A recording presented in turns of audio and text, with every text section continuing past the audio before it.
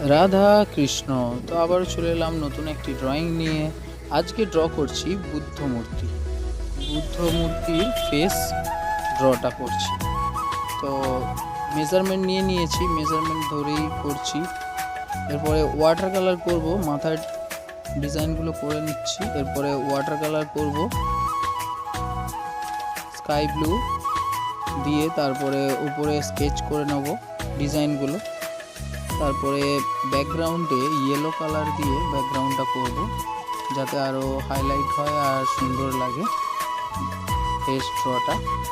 তো কেমন হয়েছে আপনারা জানাবেন। সবাই খুব ভালো থাকবেন, সুস্থ থাকবেন।